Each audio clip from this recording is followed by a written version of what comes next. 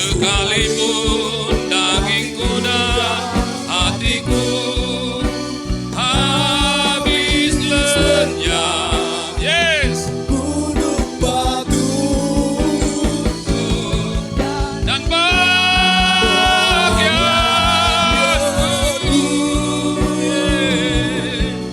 tetaplah selama-lamanya, tetaplah selama-lamanya, tetaplah selama-lamanya.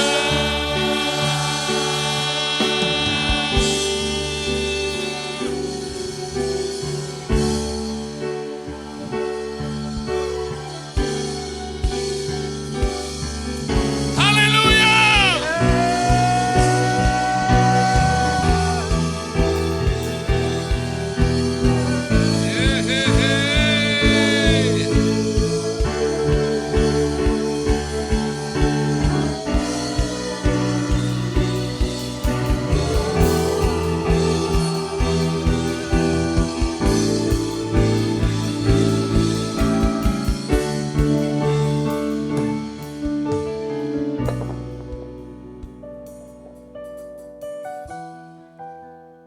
Kiranya Engkau disukakan dengan pujian kami ini Bapa.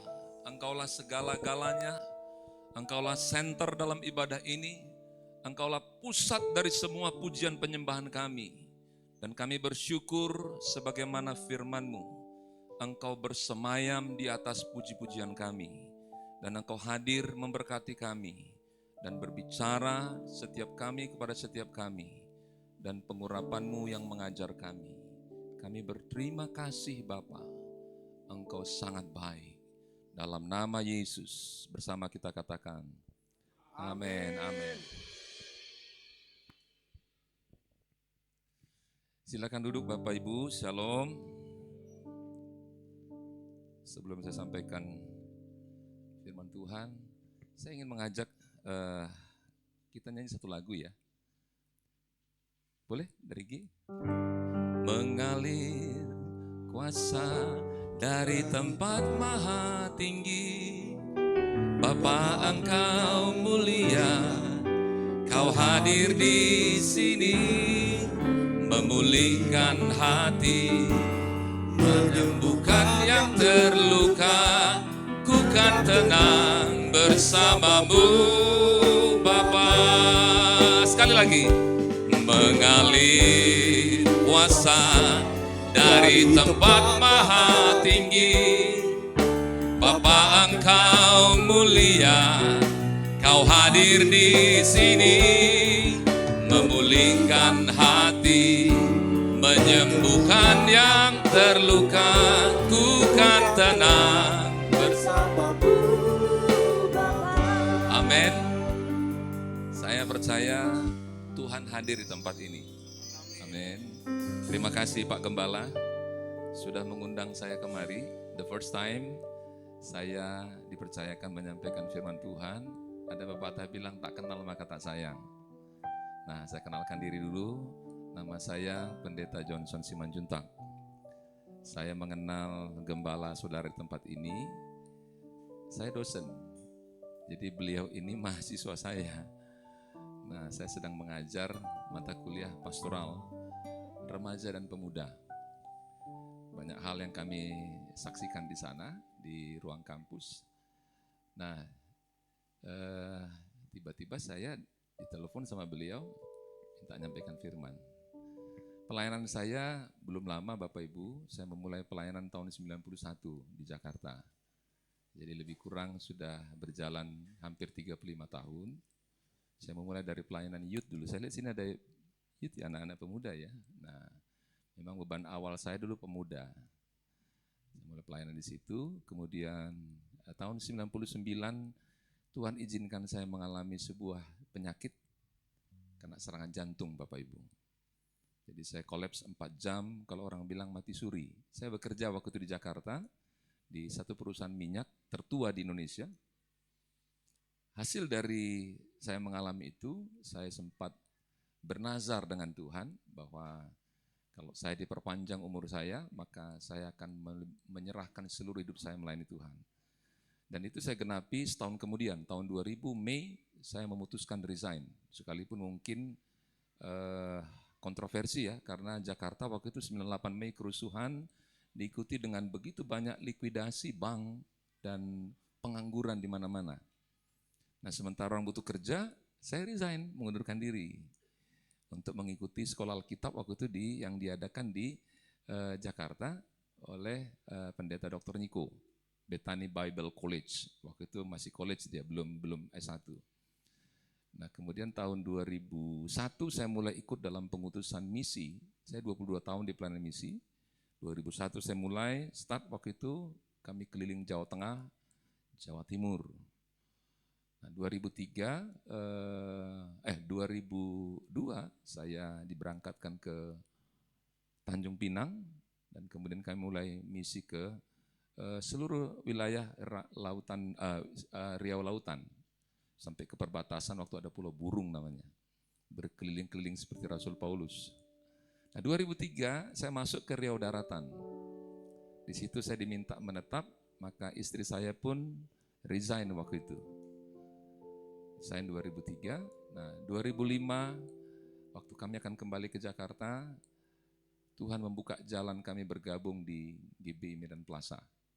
Melalui pendeta R. Bambang Yonan, kami dipanggil dengan keluarga, kami pindah ke Medan. Jadi semacam pulang kampung lah, karena kami asli orang Medan. 10 tahun kemudian sebelum Medan Plaza kebakar, maka waktu itu ada satu peraturan 50 tahun umur seorang pendeta dipensiunkan. Jadi kami terkena waktu itu pensiun. Jadi udah 20-an orang lebih kami pensiun di sana. Nah setelah pensiun, saya masuk mulai di akademisi. Saya nggak ceritakan waktu sementara saya ada di Medan Plaza, ambil kuliah lagi S1, S2-nya. Nah, mulai saat itu saya mengajar, sampai hari ini. Saya mengajar, mengisi masa-masa yang sudah orang bilang pensiun. Umur masih muda sebenarnya kan. Nah, salah satunya saya mengajar di STTSU di tempat Pak Gembala ini kuliah. Nah, kami ketemu di kampus. Kami tinggal di Jalan Sumarsono, Jalan Raya Sumarsono. Kalau saudara tahu kantor Pengadilan Tinggi Agama, kami satu tembok persis di sebelahnya. Ada ruko 3,5 lantai.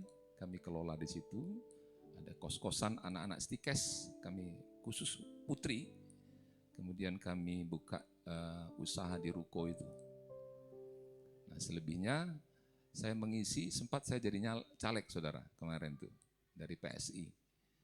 Ya nggak apa-apa dong kan, tata gereja kami nggak melarang, asal dia bukan gembala. Tapi ya Tuhan belum berkehendak kami maju menjadi anggota dewan. Nah, saya mengisi lagi kerjaan-kerjaan sampingan. Kira-kira begitu. Istri saya cuma satu, dan memang satu, anak satu, gampang ya, satu-satu gitu kan. Anak saya masih, saya 13 tahun baru dikarunia anak. Jadi sekarang masih SMP. Itu saja, selebihnya kami masih banyak mementor lah sifatnya ya. Saya dulu pernah 22 tahun di pelayanan misi, di church planting. Jadi puji Tuhan gereja-gereja yang kami tanam, yang kami bangun, di tangan kami tidak satupun yang menurun. Tapi setelah kami lepas, semuanya runway semuanya. Tapi itulah Tuhan memang cara kerjanya beda, melalui pemimpin kami harus berhenti secara struktural. Tapi pelayanan masih jalan, cuman struktural gereja kami sudah tidak lagi.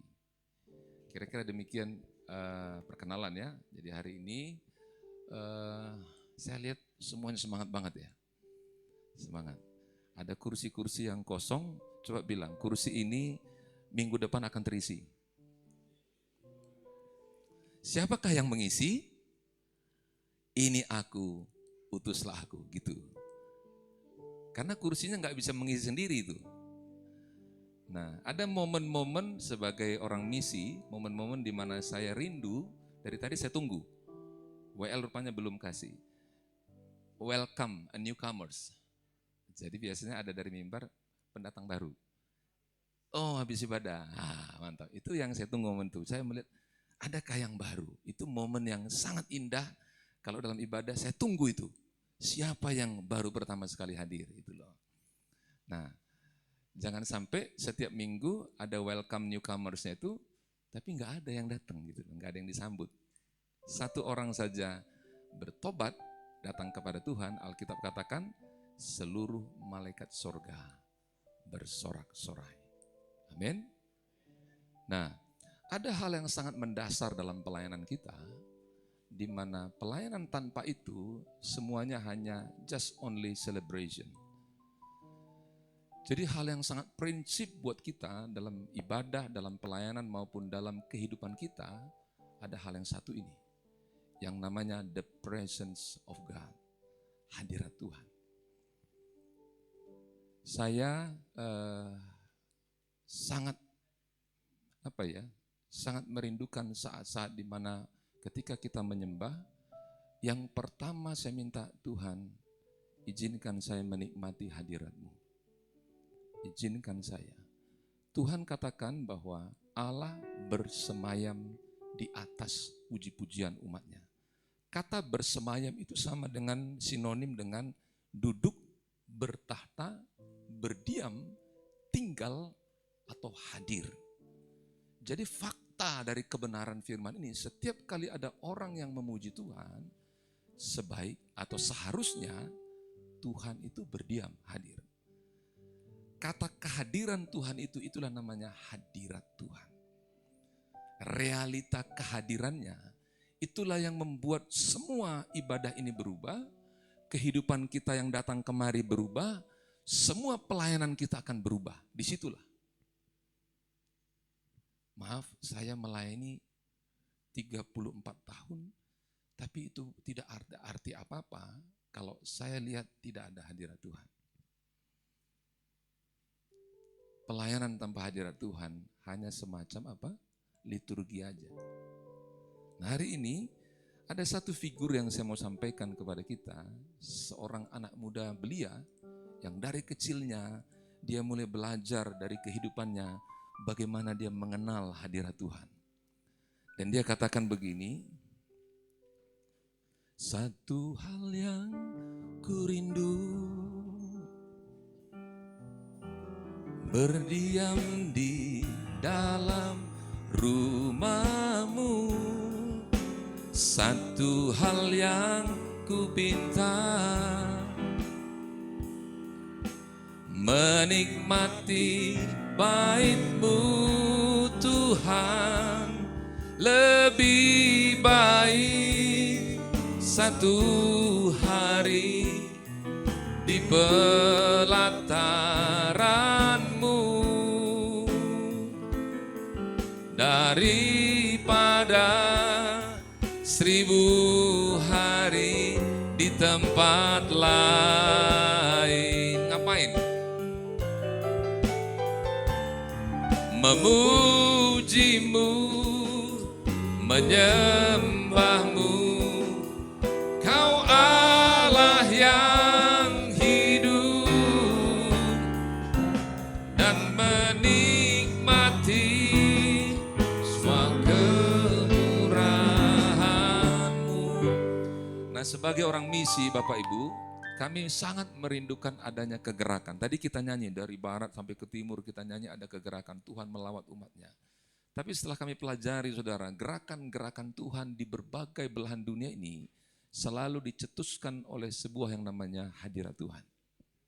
Tidak ada satu figur pun manusia yang bisa merekayasanya. Kalau saudara pelajari di seluruh dunia ini, kegerakan-kegerakan yang terjadi yang Tuhan lakukan selalu dimulai dari kehadiran yang namanya hadirat Tuhan. Nah, satu pribadi yang saya ceritakan tadi yang namanya Daud. Dia dari masa mudanya, dia sudah mengenal dan belajar bagaimana dia sehari-hari menghidupi dan tinggal dalam hadirat Tuhan. Salah satu ayat yang dia tulis saudara, dalam Mazmur pasal 27 nyanyian tadi, ayat yang keempat, berkata seperti ini, satu hal telah kuminta kepada Tuhan, itulah yang kuingini.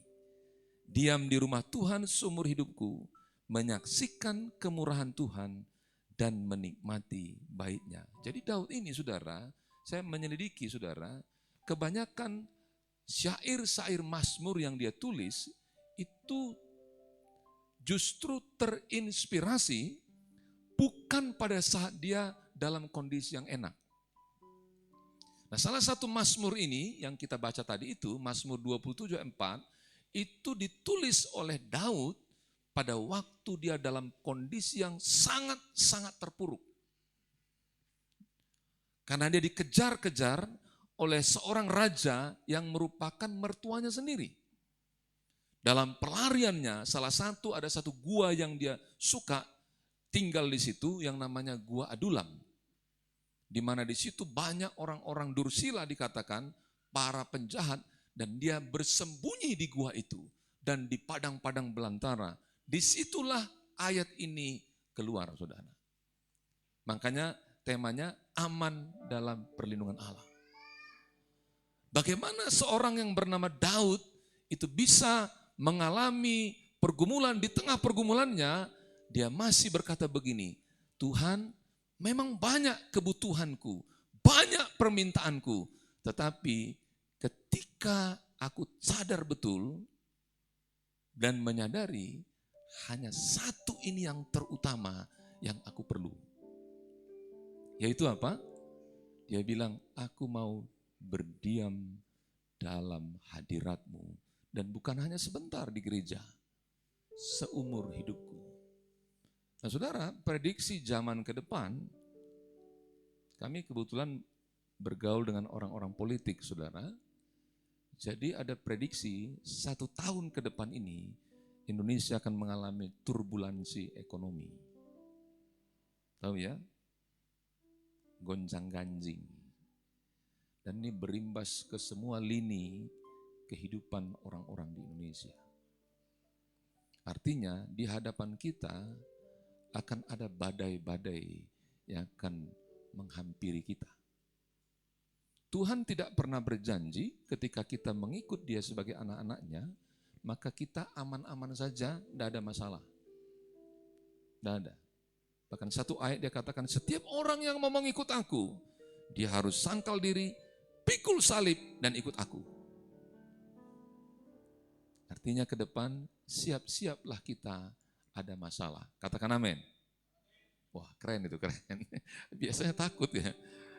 Siap-siap diterpa masalah. Tapi ada good newsnya, kabar baik hari ini. Daud ketika diterpa dengan masalah yang sangat-sangat berat, di mana masalah itu mengancam jiwanya, dia tahu bagaimana dia berurusan dengan Tuhan.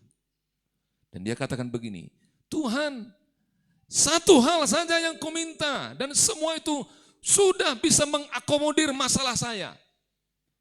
Hanya satu ini Tuhan, itu sudah bisa menyelesaikan semua masalah saya. Apa itu? Dia bilang begini, aku mau selalu di dalam hadirat-Mu. Keren gak saudara? Makanya Tuhan bilang dalam Kisah 13 ayat 22, aku telah menemukan hambaku Daud bin Isai, seorang yang berkenan di hatiku dan yang melakukan segala perintahku. Daud manusia biasa saudara, bahkan kalau saudara lihat track recordnya saudara, dia pernah jatuh dalam perzinahan saudara. Dengan Batseba, istri dari Uria. Tetapi kejatuhan Daud itu bukan berakhirnya kehidupan dia bersama Tuhan. Malah melalui itu, Daud bangkit dan dia menjadi pahlawan, warrior. Di mana di masa Daud sebagai raja, tidak satu pun musuh yang tidak dapat dikalahkannya, saudara. Siapakah Daud? Dia bukan seorang pahlawan perang yang dilatih di dalam keprajuritan sebagai prajurit. Tetapi dia berlatih di padang-padang belantara. Salah satu latihannya yang membuat dia punya otoritas, dia memiliki kerinduan selalu di dalam hadirat Tuhan. Amin. Tadi saya katakan, semua pelayanan ibadah sangat ditentukan dari kapasitas bobot dari hadirat Tuhan yang bisa kita tampung dalam ibadah ini. Itu seperti karakteristik ilahi, sifat-sifat ilahi yang dia impartasi ke bumi ini. Yesus berkata, datanglah kerajaanmu di bumi sama seperti itu. Kerajaan Tuhan itu salah satu berbicara tentang kehadiran Tuhan. Amin, saudara. Nah, Tuhan mencari hari-hari ini siapakah orang yang memiliki kerinduan untuk mempunyai kapasitas di dalam hidupnya, bukan hanya di gereja, saudara. Di luar gereja pun, dimanapun, dia punya kapasitas untuk selalu ada dalam hadirat Tuhan. Itu enggak gampang, saudara. Pelayanan bisa dipelajari dalam waktu singkat. Bisa. Tetapi hadirat Tuhan itu adalah gaya hidup yang kita harus alami step by step. Ada sebuah proses waktu yang namanya kerinduan yang harus kita jaga sehari demi sehari. Dari waktu ke waktu, kapasitas itu akan semakin besar. Dan itulah yang mengubah semua iklim ibadah di sini, kehidupan kita, kehidupan orang lain. Daud punya itu. Daud memulai karir dalam tanda petik ya. Saya katakan karir, seorang gembala kambing domba 2-3 ekor saja. Kalau kita bicara karir, tapi dia menutup usianya dengan satu karir yang sangat gemilang sebagai seorang raja yang tak terkalahkan seumur dan sepanjang pemerintahan dia.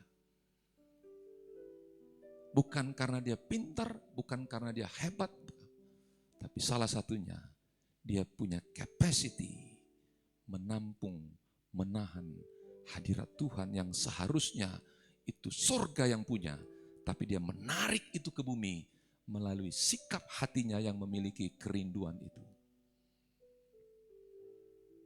Kita baru merayakan Paskah, saudara.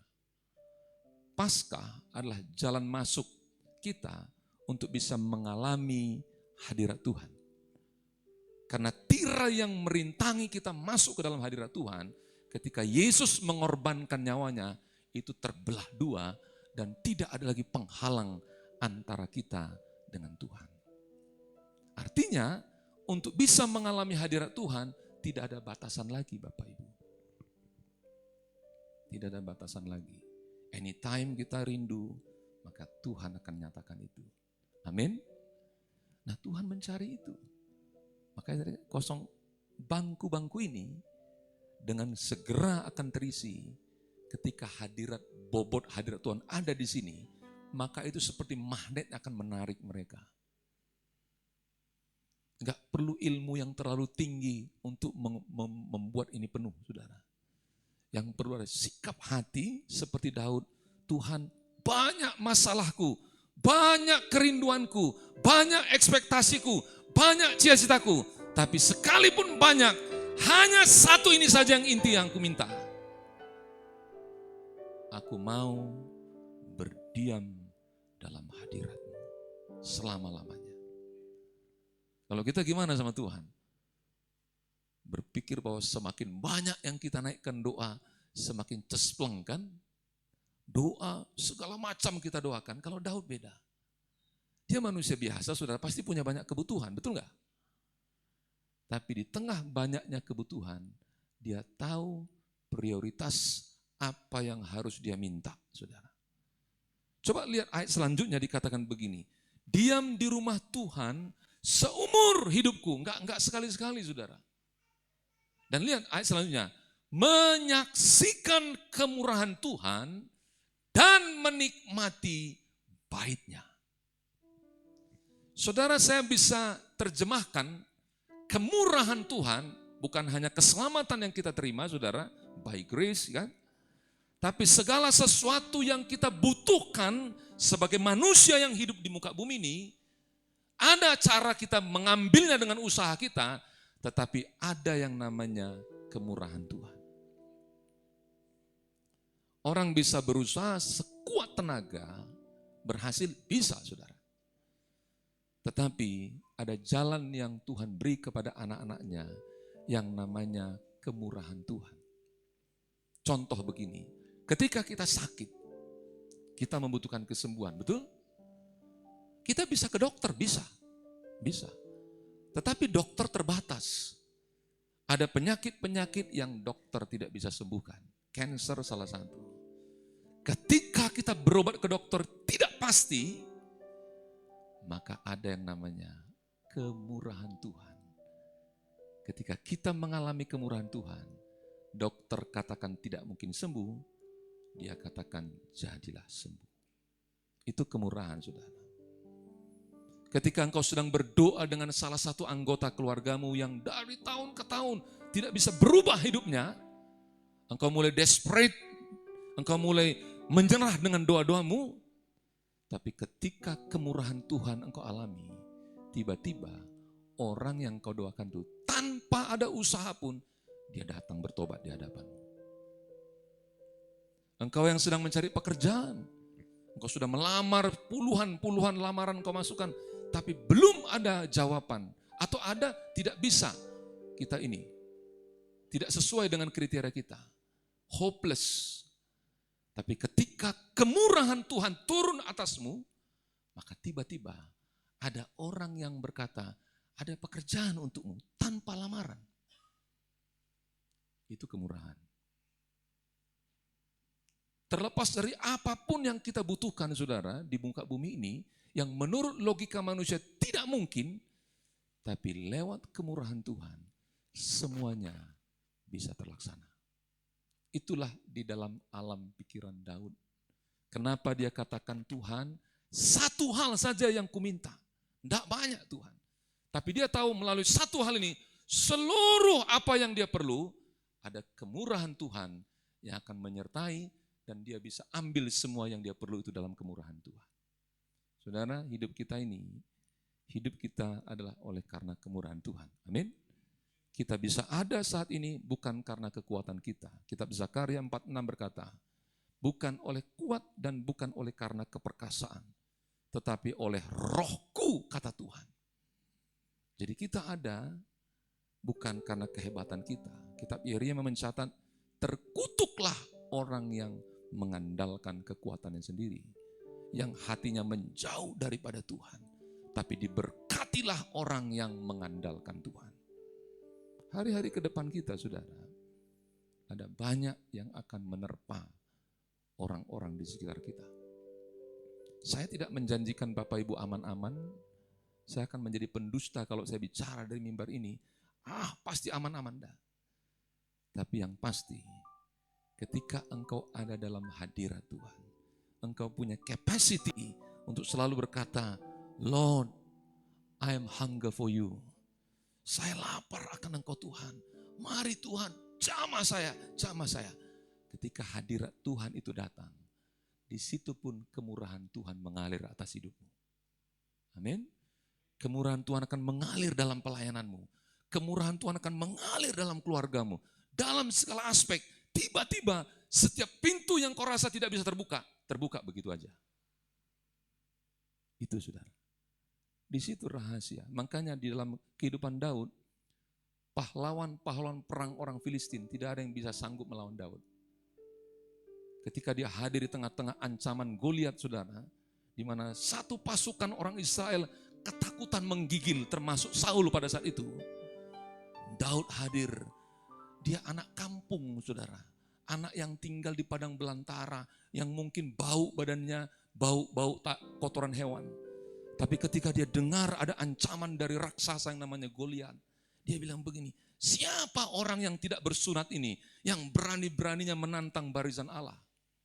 Dan ketika dia berdialog dengan Goliat, dia bilang begini, engkau mendatangi aku dengan senjata perangmu, lembing dan segala macam. Tapi aku mendatangi engkau dengan nama Allah Israel yang kau tantang hari ini. Dan hari ini aku pastikan engkau akan mati di hadapanku, katanya.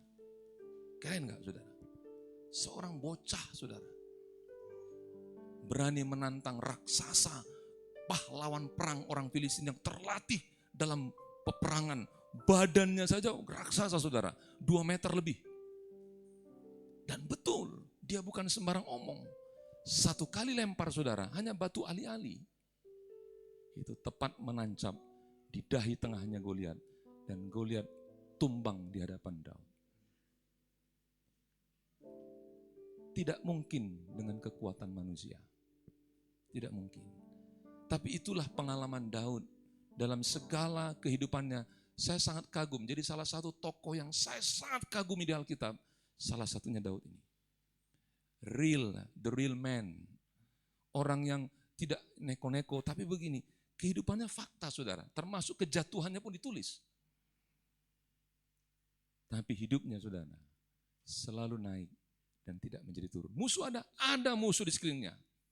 Tapi dia tidak pernah terkalahkan sampai matinya. Kenapa? Rahasianya, Mazmur 27 dikatakan, 1 hal telah kuminta kepada Tuhan. Adakah di tempat ini Bapak Ibu, ketika engkau datang ke tempat ini, engkau merasa kebutuhanku Tuhan bukan makan, minum, pakai, walaupun aku, tapi kebutuhanku datang kemari, aku rindu hadirat-Mu. Kalau itu yang kita minta, keren. Kita akan lihat.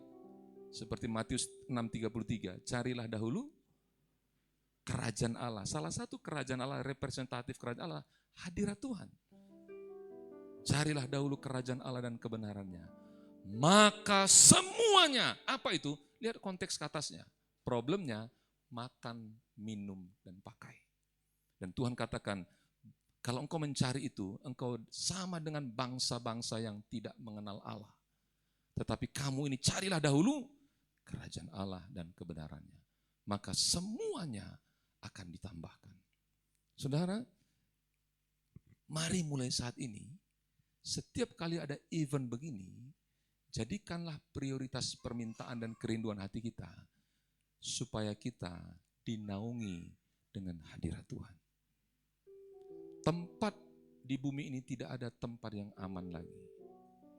Tempat yang paling aman adalah ketika kita selalu berada di dalam hadirat Tuhan. Pelayanan yang paling efektif adalah pelayanan yang lahir dari hadirat Tuhan yang kita nyatakan. Ibadah yang paling efektif adalah ibadah di mana hadirat Tuhan itu dialami oleh orang yang hadir. Hadirat Tuhan yang mengubahkan, saudara. Ini sangat fundamental dalam pelayanan gereja. Saya mau katakan ada ratusan gereja yang saya tahu, saudara, tapi saya enggak tertarik dengan kemegahan-kemegahan. Ketika saya melihat tanpa hadirat Tuhan, itu sama dengan museum, saudara. Indah di dalamnya, tapi tak berdampak lagi. Saudara pernah masuk museum? Barang-barang mahal, betul kan? Tapi hanya tinggal kenangan itu. Gereja-gereja tanpa hadirat Tuhan, bersiap-siaplah jadi museum rohani. Saya mau katakan, museum rohani hanya tinggal kenangan. Saya pernah pelayanan rutin ke Malaka, saudara. Salah satu ikon Malaka adalah gereja tua warna merah. Gede di tengah kota Malaka, itu ikon kota. Orang bangga dengan itu. Tapi ketika saya melihat, saya sedih. Karena gereja itu tidak ada lagi jemaatnya, hanya gedung dan ornamen-ornamen ibadah. Tapi tidak pernah lagi ada terdengar ibadah di situ. Saudara, gereja bisa menjadi museum, bahkan banyak sudah mulai mengarah ke sana. Kenapa? Orang-orang yang hadir tidak lagi merindukan yang namanya hadirat Tuhan. Kekristenan pun begitu, saudara. Orang-orang Kristen yang tanpa hadirat Tuhan lah Kristen-Kristen museum, saudara. Orang tidak akan menghargai kita. Kenapa? Tidak ada bukti ilahi. Alkitab katakan kamu adalah garam dunia. Jikalau garam itu sudah menjadi tawar, dengan apa lagi dia diasinkan? Selain apa? Dibuang dan diinjak-injak. Siapakah orang-orang itu dikatakan? Salah satunya saya percaya, orang Kristen yang tidak ada tanda ilahi dalam hidupnya. Tidak bisa menyaksikan bagaimana kehadiran Tuhan dalam hidupnya. Tinggal hanya kenangan saja. Kristen, masih Kristen. Ke gereja, masih ke gereja. Tapi tidak ada lagi artinya. Seperti garam yang sudah menjadi tawar, yang hanya digunakan apa? Dibuang dan diinjak-injak. Hari ini saudara, mungkin sudah sekian banyak kita mendengar khotbah ini, tapi saya dari rumah tadi, saya mengatakan, Tuhan, saya harus sampaikan ini. Kenapa?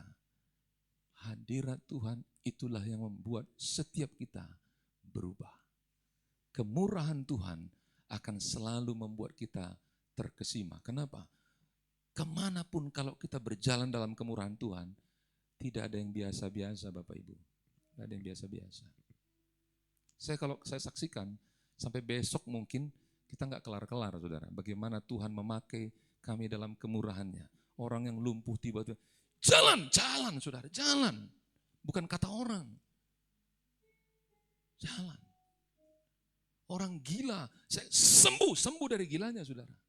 Tapi karena saya, enggak saudara. Enggak. Karena saya tahu, kemurahan Tuhan, itulah yang membuat semuanya jadi.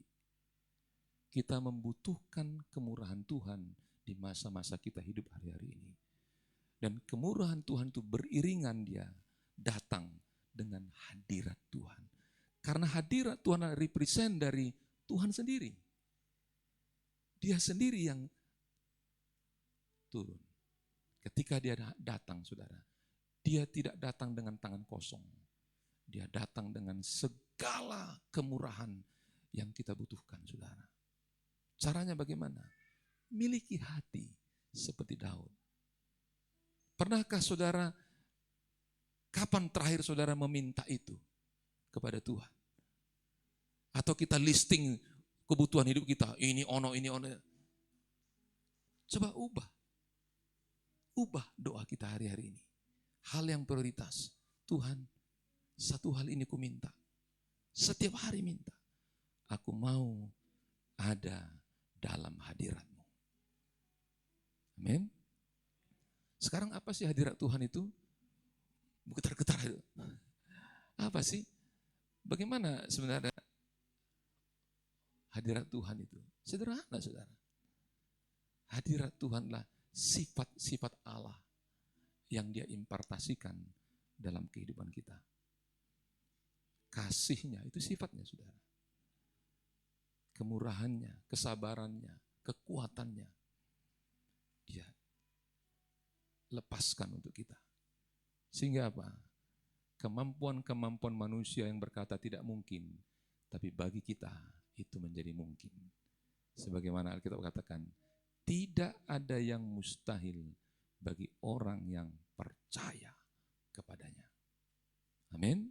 Nah hari ini, dalam waktu ke depan, beberapa waktu ini, saya ingin kita praktek saudara. Kita nyanyi, mintalah itu. Mintalah Tuhan, ampuni saya kalau selama ini saya berdoa, meminta sesuatu yang hanya untuk kebutuhan saya. Sekarang saya minta kebutuhan Tuhan. Saya minta Tuhan, penuhilah saya dengan hadirat-Mu. Amin. Amin. Mau Bapak Ibu? Anak-anak muda? Lihat, engkau akan berubah. Profilmu akan menjadi berubah. Profil anak muda akan berubah ketika engkau mengalami hadirat Tuhan. Amin. Mari bangkit berdiri.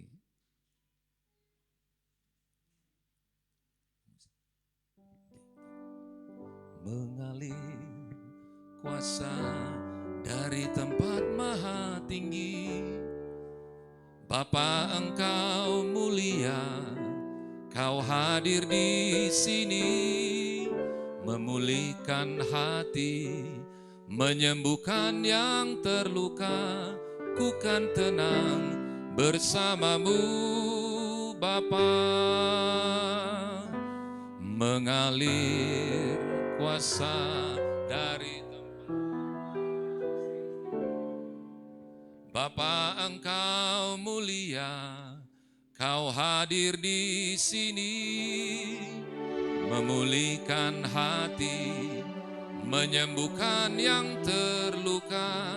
Ku kan tenang bersamamu, Bapa. Angkat kedua tanganmu. Mengalir kuasa dari tempat maha tinggi, Bapa, Engkau mulia, Kau hadir di sini, memulihkan hati, menyembuhkan yang terluka. Ku kan tenang bersamamu. Saya minta musik saja. Ayo saudara, minta kepada Tuhan. Minta sesuatu yang prioritas.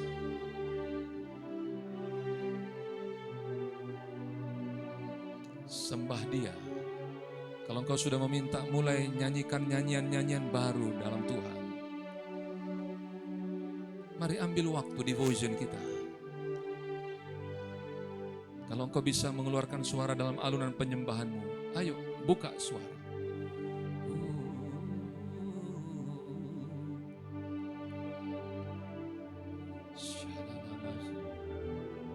Tuhan, Engkau melihat hati-hati. Dalam kerinduan kami datang ke hadapan-Mu, Bapa. Seperti rusa yang merindukan Tuhan, air yang jernih Tuhan. Demikian hati kami datang ke hadapan-Mu. Tuhan, jamah hati kami. Jamah hati kami, berikan hati yang baru, roh yang baru ya Aba. Saya minta pemusik. Ayo, angkat kedua tanganmu. Biarkan momen-momen indah ini terus.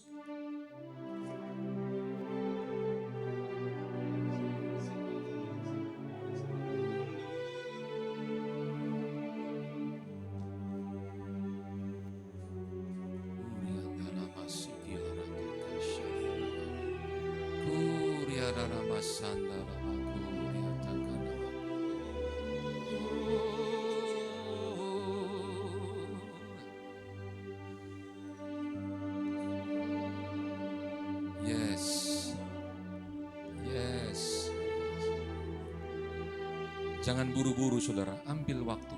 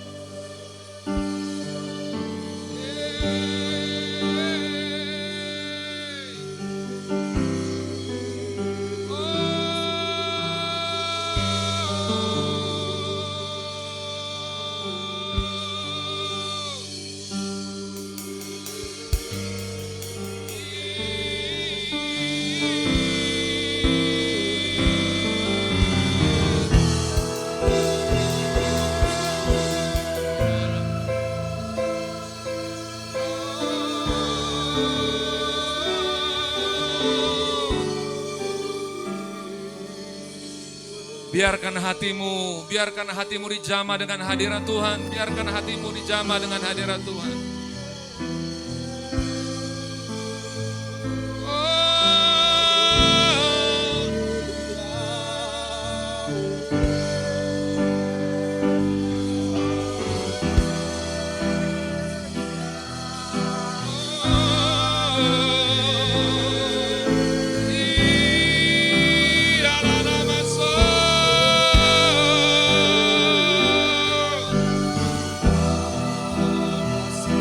Ubahkan kami, Aba.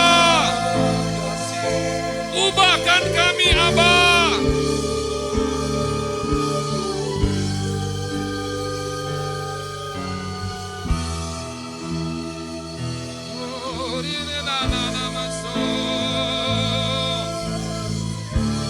Minta saudara hadirat Tuhan, minta itu, minta. Engkau berhak meminta itu di hadapan Tuhan. Siki ada nama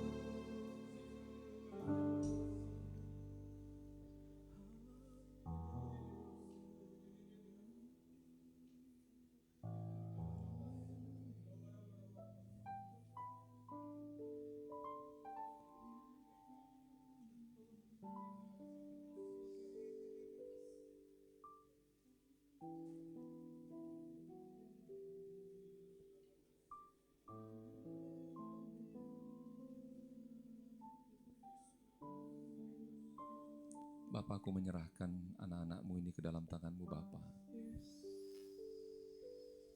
Engkaulah yang memiliki kehidupan mereka.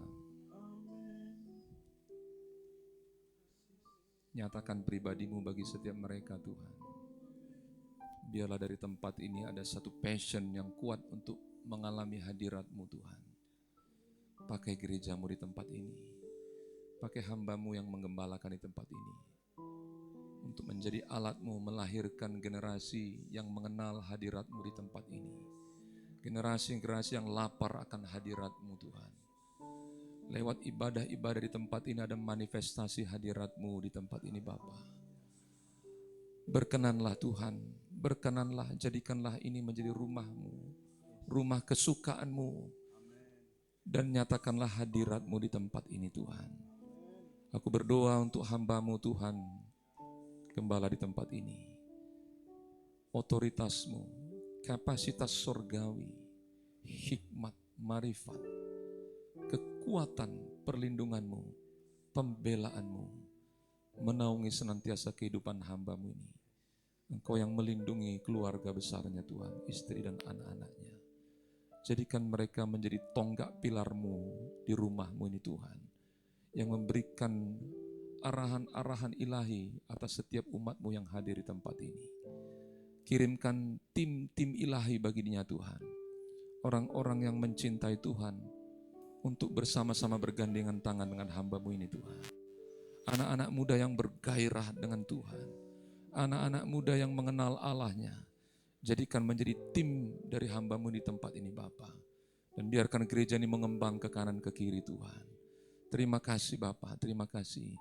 Aku bersyukur Tuhan, dalam nama Yesus, berkat-Mu atas setiap kami. Bersama kita katakan, amin, amin. Silakan duduk Bapak Ibu. Pada jemaat dipersilakan untuk kembali duduk. Kita akan mendengarkan pengumuman kita.